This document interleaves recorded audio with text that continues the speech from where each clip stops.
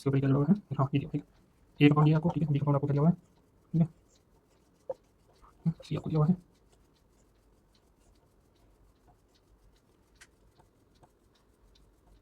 ये स्ट्रक्चर आपको दिया हुआ है, एक डी स्ट्रक्चर आपको दिया हुआ है, ठीक है, ये वाला। अब इसमें बताइए ऑर्डर बताइए, एच इफेक्ट ऑर्डर बताइए, order of H effect order क्या होगा, ठीक है, एच इफेक्ट ऑर्डर बताइए, मैंने आपको बताया बहुत सिंपल है, अल्फा हाइड्रोजन जितना ज़्यादा उतना ज़्यादा एच इफेक्ट क्या होगा, उतना ही ज़्यादा, क्योंकि नंबर हाइड्रोजन स्ट्रक्चर उतनी ज़्यादा। करिए इस क्वेश्चन को, ऑर्डर फटाफट कीजिए, ठीक है, कर दिया होगा, चलिए वीडियो को पॉज करके कर लेना, ठीक है, मैं करवाता हूँ आंसर, ठीक है। अब इसमें आप देख सकते हो अल्फा हाइड्रोजन कितने हैं? क्या बताया मैंने आपको कि डबल बॉन्डेड जो कार्बन होगा उसका जो प्रोसी कार्बन होगा, डबल बॉन्डेड कार्बन का प्रोसी कार्बन जो होगा वो होगा अल्फा कार्बन, ठीक है, उस पे कितने हाइड्रोजन होंगे, अल्फा हाइड्रोजन। तो देखिए हाइड्रोजन एक इस कार्बन पे होगा, ठीक है।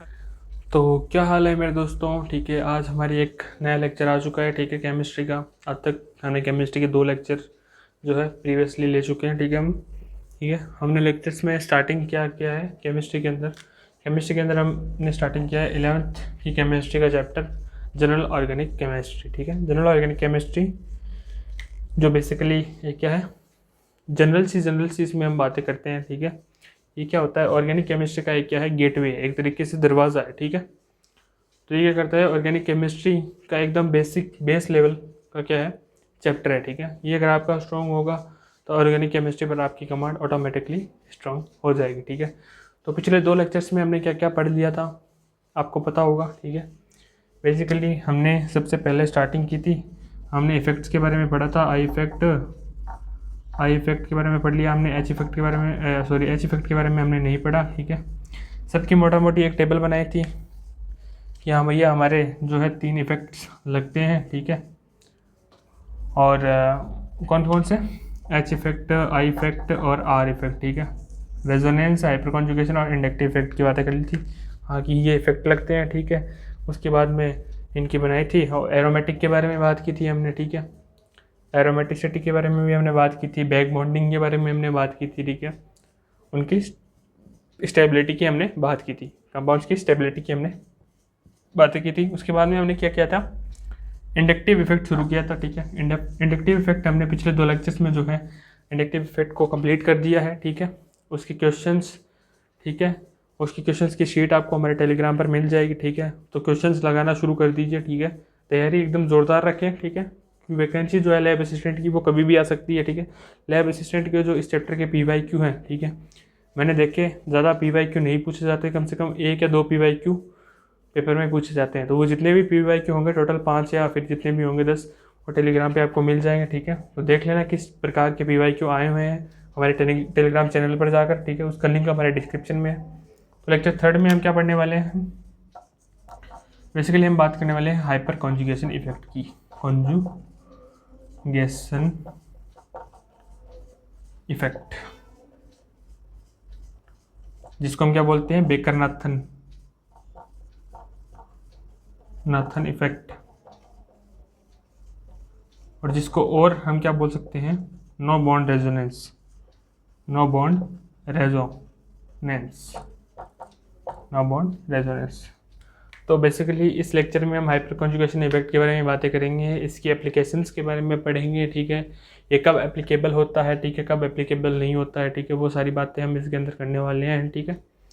तो ठीक है, ओवरलैपिंग अप्रोच के बारे में हम इसके अंदर बातें करेंगे, ठीक है। और बेसिकली हाइपर कॉन्जुगेशन के बारे में बातें करेंगे कि कौन कौन से कंपाउंड्स में लगता है ये, ठीक है। तो वो सारी बातें हम इसमें करेंगे, ठीक है। हाइपर कॉन्जुगेशन की बात करने से पहले एक छोटी सी चीज़ आपको बता देता हूँ, ठीक है। जो इंडक्टिव इफेक्ट में एक छोटी चीज़ रह गई थी, वो कुछ नहीं है, बस एक यही चीज़ है, क्वेश्चन के फॉर्मेट में आप इसको नोट कर लीजिए, ठीक है। जैसे कि ये मान लीजिए एक रिंग है, ठीक है, और ये दूसरी रिंग है, ठीक है। अब हमेशा याद रखना, जो छोटी वाली रिंग होगी ना उसका इफेक्ट होगा +I का, और जो बड़ी वाली रिंग होगी उसका इफेक्ट होगा -I का, ठीक है। छोटी वाली जो रिंग होगी उसका होगा +I इफेक्ट, और जो बड़ी वाली रिंग होगी उसका होगा -I इफेक्ट, ठीक है। ये वाली बात हमेशा याद रखना, कोई भी क्वेश्चन आ जाए उसमें बड़ी रिंग का -I इफेक्ट कंसिडर करना है और छोटी वाली का +I, ठीक है। चलिए अब हम स्टार्ट करते हैं हमारे लेक्चर को, हाइपर कॉन्जुगेशन को बिना वक्त गवाए, ठीक है। हाइपर कॉन्जुगेशन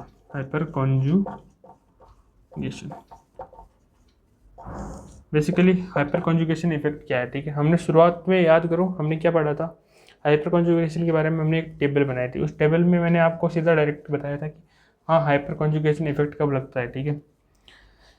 हमेशा याद रखना कार्बन के ऊपर क्या हो, कार्बन के ऊपर या तो क्या हो, पॉजिटिव हो, फ्री रेडिकल हो, एल्कीन हो, या फिर क्या हो, बेंजीन हो, ठीक है। क्या हो, बेंजीन हो। तो उस कार्बन के पड़ोसी कार्बन जो होगा, ये कौन है, पड़ोसी कार्बन, पड़ोसी कार्बन, ठीक है। तो इस पड़ोसी कार्बन को हम क्या बोलेंगे, अल्फा कार्बन, ठीक है। इस अल्फा कार्बन के जो टच में जितने भी हाइड्रोजन होंगे उनको हम बोलेंगे अल्फा हाइड्रोजन, ठीक है। क्या बोलेंगे हम उनको, अल्फा हाइड्रोजन। समझ गए आप।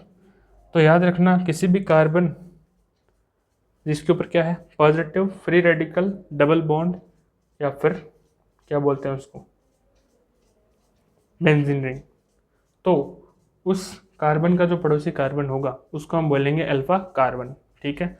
और अल्फा कार्बन से जितने हाइड्रोजन्स अटैच होंगे उन हाइड्रोजन्स को हम क्या बोलेंगे, अल्फा हाइड्रोजन, ठीक है। ये बेसिक सी बात थी, ठीक है। तो ये आप नोट कर लो, ठीक है। हाइपर कॉन्जुगेशन का मेन जो फंडामेंटल यूनिट है वो है अल्फा हाइड्रोजन, ठीक है। तो ये आप नोट कर लिए, फटाफट कर लिया। चलो हाइपर कॉन्जुगेशन इफेक्ट, देखिए हाइपर कॉन्जुगेशन इफेक्ट कब लगता है, जब आपके क्या हो, अल्फा हाइड्रोजन प्रेजेंट होते हैं, ठीक है। तब आपका क्या लगता है, हाइपर कॉन्जुगेशन इफेक्ट लगता है, ठीक है। याद रखना जितने ज़्यादा, जैसे मान लीजिए जितने ज़्यादा नंबर ऑफ अल्फा हाइड्रोजन्स होंगे, ठीक है, उतना ज़्यादा क्या होगा, एच इफेक्ट क्या होगा, उतना ही ज़्यादा, ठीक है। एच इफेक्ट होगा उतना ही ज़्यादा। और बेसिकली हम सबकी पार्टिकुलरली बातें कर लेते हैं कि हाँ अल्फा हाइड्रोजन में कौन से में क्या होगा, कौन से में क्या नहीं होगा, ठीक है। वो सारी बातें हम पर्टिकुलरली करेंगे, लेकिन उससे पहले हम कुछ पॉइंट्स लिख लेते हैं हाइपर कॉन्जुगेशन इफेक्ट रिलेटेड, ठीक है। फर्स्टली इसको इसको बेकर नाथन इफेक्ट भी कहते हैं, बेकर नाथन इफेक्ट कहते हैं।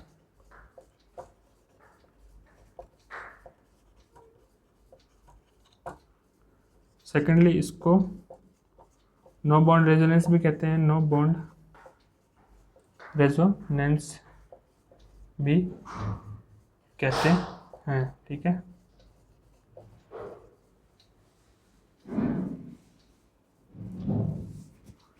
ठीक है। और थर्डली अगर हम बात करें तो इसमें जो इलेक्ट्रॉन्स होते हैं, pi electron delocalise to vacant orbital, डीलोक के, ठीक है, to vacant orbitals, vacant orbitals में क्या कर चले जाते हैं, मूव कर जाते हैं कौन, पाई इलेक्ट्रॉन्स, ठीक है। डीलोकलाइज होकर कहाँ पे चले जाते हैं, वैकेंट ऑर्बिटल्स में चले जाते हैं, ठीक है। तो हाइपर कॉन्जुगेशन इफेक्ट में क्या है, यही है, ठीक है, और कुछ नहीं है। सॉरी पाई इलेक्ट्रॉन्स नहीं, इलेक्ट्रॉन्स, ठीक है। इसमें इलेक्ट्रॉन्स जो होते हैं वो क्या हो जाते हैं, डीलोकलाइज होकर वैकेंट ऑर्बिटल्स में क्या कर जाते हैं, प्रवेश कर जाते हैं, ठीक है।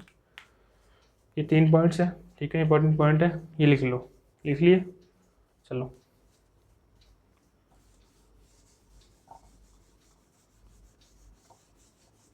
आज के लेक्चर में हाइपर कॉन्जुगेशन इफेक्ट पूरा हो जाएगा, ठीक है।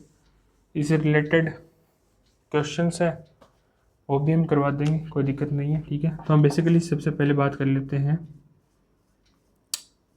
एग्जाम्पल ऑफ कार्बोकैटाइन, कार्बकैटाइन की हम बात कर लेते हैं, ठीक है।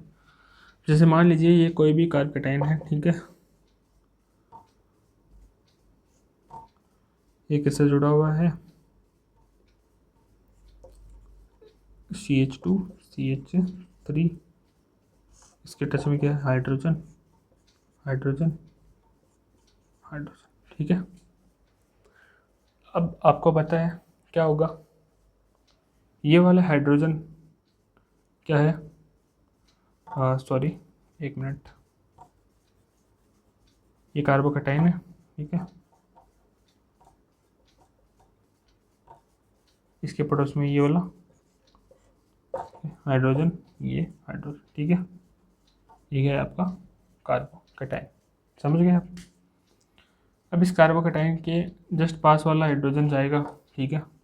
ये क्या है, अल्फा हाइड्रोजन, ये भी क्या है अल्फा हाइड्रोजन, ये भी क्या है अल्फा हाइड्रोजन, तीनों अल्फा हाइड्रोजन है, ठीक है। अब तीनों जाएंगे तो यहाँ पर 3 स्ट्रक्चर्स बनेंगी, ठीक है।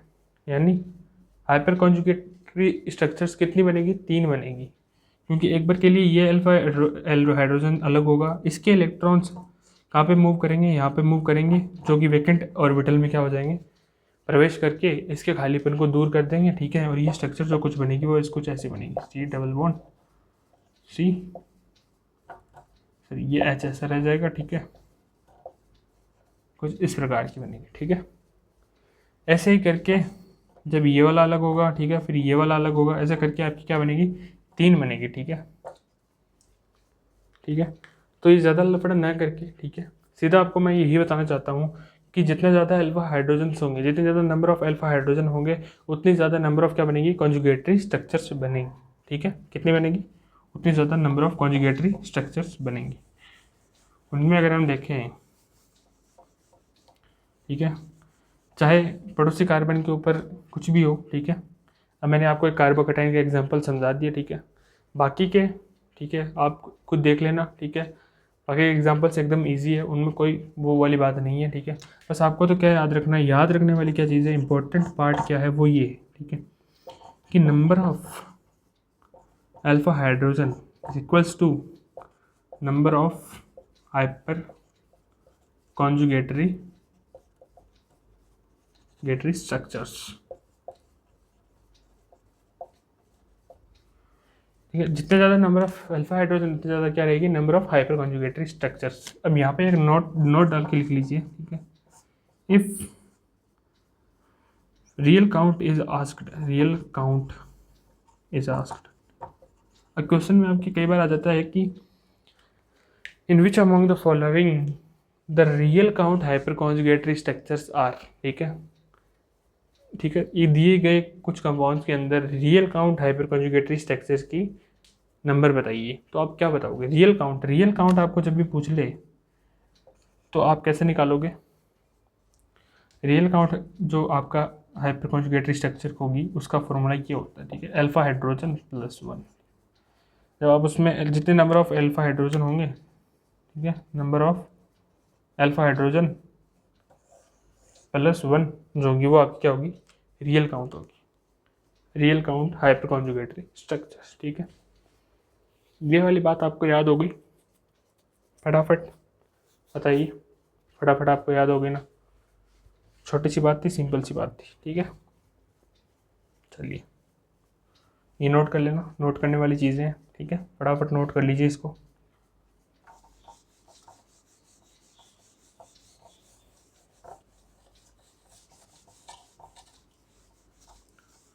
हाँ, अब हम बढ़ते हैं हमारी नेक्स्ट चीज़ की ओर, ठीक है। अब ये तो पता चल गया, हाँ हाइपर कॉन्जुगेशन ये होता है, ठीक है, ये ठीक है। अब हमने जैसे मान लीजिए एक क्वेश्चन आपको कराता हूँ मैं, ठीक है, हाइपर कॉन्जुगेशन से रिलेटेड, ठीक है। ये कंपाउंड है, ठीक है, ठीक है, और इसके ऊपर ये क्या जुड़ा हुआ है, हाँ ये दिया हुआ, ठीक है। ए कंपाउंड दिया है आपको, ठीक है, बी कंपाउंड आपको क्या दिया हुआ है, ठीक है, सी आपको दिया हुआ है,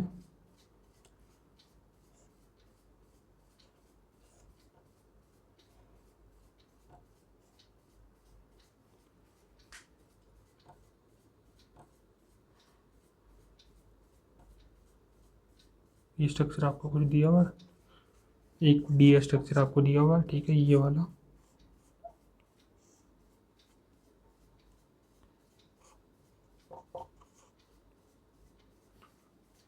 अब इसमें से बताइए, ऑर्डर बताइए, ठीक है, एच इफेक्ट का ऑर्डर बताइए, ठीक है, order of H effect, H effect का ऑर्डर क्या होगा, ठीक है, एच इफेक्ट का ऑर्डर बताइए। मैंने आपको बताया है, बहुत सिंपल है, अल्फा हाइड्रोजन जितने ज़्यादा उतना ही ज़्यादा एच इफेक्ट क्या होगा, उतना ही ज़्यादा, क्योंकि नंबर ऑफ हाइपर कॉन्जुगेटरी स्ट्रक्चर उतनी ही ज़्यादा। करिए इस क्वेश्चन को, करिए ऑर्डर फटाफट लिखिए, ठीक है, कर लिया होगा। चलिए वीडियो को पॉज करिए, कर लेना, ठीक है, मैं करवा देता हूँ आंसर, ठीक है। अब इसमें आप देख सकते हो अल्फा हाइड्रोजन कितने हैं, क्या बताया मैंने आपको कि डबल बॉन्डेड जो कार्बन होगा उसका जो पड़ोसी कार्बन होगा, डबल बॉन्डेड कार्बन का पड़ोसी कार्बन जो होगा वो होगा आपका अल्फा कार्बन, ठीक है, और उस पर जितने हाइड्रोजन होंगे वो क्या होंगे, अल्फा हाइड्रोजन। तो देखिए अल्फा हाइड्रोजन एक तो इस कार्बन पे 2 है, ठीक है, इस कार्बन पे कितने हैं, 3 है, ठीक है, टोटल कितने हो गए अल्फा हाइड्रोजन 5, ठीक है। तो इस वाली स्ट्रक्चर में 5 हो गए, ठीक है, इधर कितने हो गए, इधर तो 1 है, ठीक है, क्योंकि ये फ्री रेडिकल है, ठीक है, फ्री रेडिकल के पड़ोसी कार्बन ये, इस पर कितना हाइड्रोजन, 1 हाइड्रोजन, तो अल्फा हाइड्रोजन कितना हो गया, 1, अल्फा हाइड्रोजन 1। इस पर अगर हम देखें तो इस पर अल्फा हाइड्रोजन कितना, डबल बॉन्डेड कार्बन का पड़ोसी कार्बन, इस पर कितने 2, इस पर कितने 5, ठीक है, अल्फा हाइड्रोजन कितने 5, समझ गए आप। और ना इस पर 5 नहीं है, सॉरी, हाँ 5 है, डबल बॉन्डेड कार्बन से अटैच कार्बन, सही है 5 है, okay, note worry. Alpha hydrogen कितने 5, और इधर हम देखें तो अल्फा हाइड्रोजन कितना 1 अल्फा हाइड्रोजन, ठीक है। हाँ तो अब आपने सोचा होगा तो इफेक्ट क्या हो गया, A इज इक्वल्स टू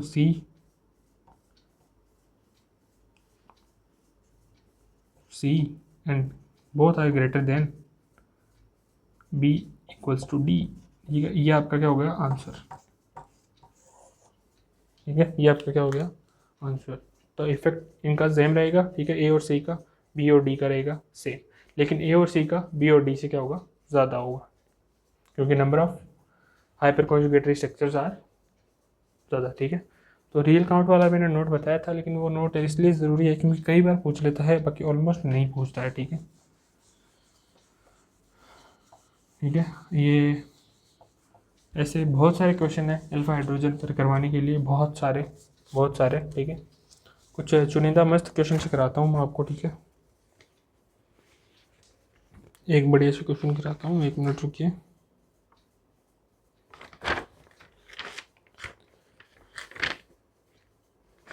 चलिए अभी क्वेश्चन करने का कोई मज़ा नहीं आएगा, ठीक है, एक टॉपिक करवा देता हूँ आपको, ठीक है। हाइपर कॉन्जुगेशन हमने पढ़ लिया क्या होता है, ठीक है, थ्योरी हमने इसकी थ्योरिटिकल पॉइंट पूछ लिए जहाँ से क्वेश्चन आते हैं, ठीक है, वो चीज़ें हमने सभी कर ली। अब हम बात करते हैं एप्लीकेशंस की। एप्लीकेशंस में आता है आपकी पहली एप्लीकेशन, ठीक है, टू कंपेयर स्टेबिलिटी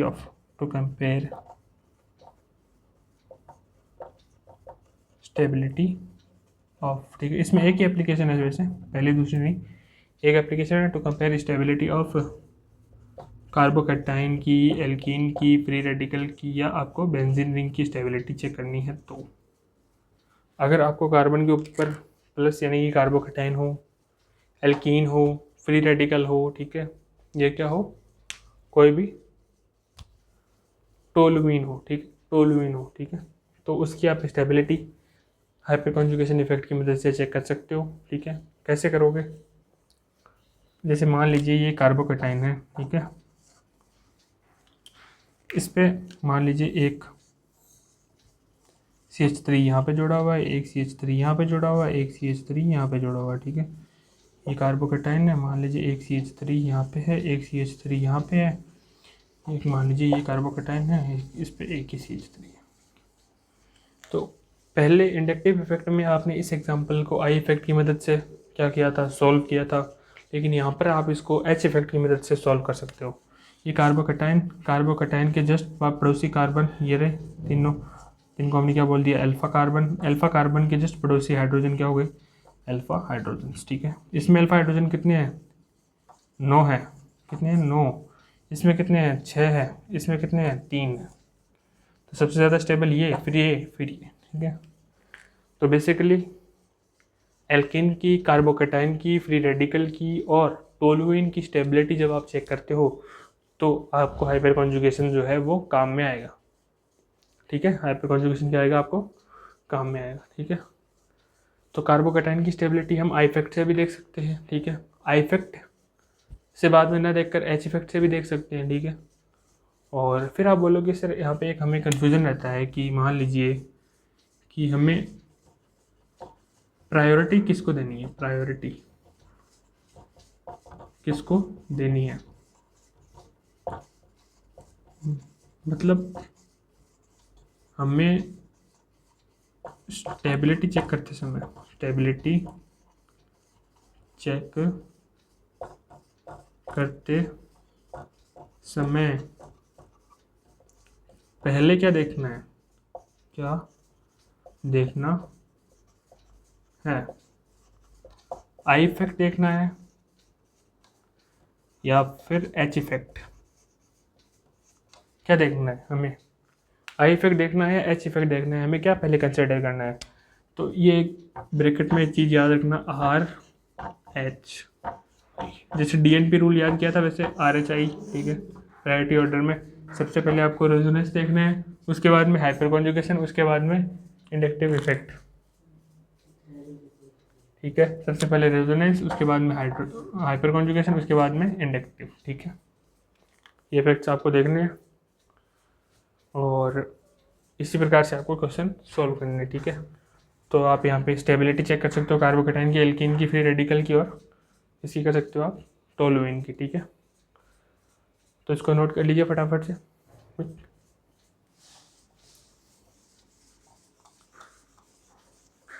ये इसकी हाइपर कॉन्जुगेशन की एप्लीकेशन थी। ठीक है, अब एक छोटा सा टॉपिक रहता है, वो होता है ओवरलैपिंग अप्रोच। ये फटाफट हम 5 मिनट में कर देते हैं। ठीक है, उसके बाद में इस लेक्चर का हम क्या करेंगे, एक पॉइंट के साथ में क्या करेंगे, हम फिनिश कर देंगे इसको। ठीक है, ठीक है, चलो। तो सबसे पहले हम देख लेते हैं क्या, ओवरलैपिंग अप्रोच। ओवरलैपिंग अप्रोच कुछ नहीं है, ओवरलैपिंग अप्रोच आपको याद रखनी है। ठीक है, कार्बोकैटायन की, ठीक है, फ्री रेडिकल की और एल्कीन की। ठीक है, कार्बोकैटायन की, फ्री रेडिकल की और एल्कीन की। ठीक है, यानी कि आपका सबसे पहले कार्बोकैटायन, कार्बोकैटायन की देख लेते हैं हम। कार्बोकैटायन क्या करता है, कार्बोकैटायन की अगर आप देखोगे तो कार्बोकैटायन में आपका sp3 से sp3s से कहाँ पे जाएगी, ये p ओवरलैप। ठीक है, p ऑर्बिटल में चला जाएगा ओवरलैपिंग होकर। ठीक है, sp3s से ओवरलैपिंग होकर p ऑर्बिटल की फॉर्मेशन हो जाएगी। ठीक है, सेकेंडली हम देखें तो फ्री रेडिकल जो होगा वो आपका sp3s, ठीक है, ओवरलैप होकर फिर ये क्या बना लेगा, नया ऑर्बिटल sp3s ही बनाएगा। ठीक है, हो गई। उसके बाद में तीसरी बात, ठीक है, एल्कीन्स की। ठीक है, किसकी, एल्कीन्स की।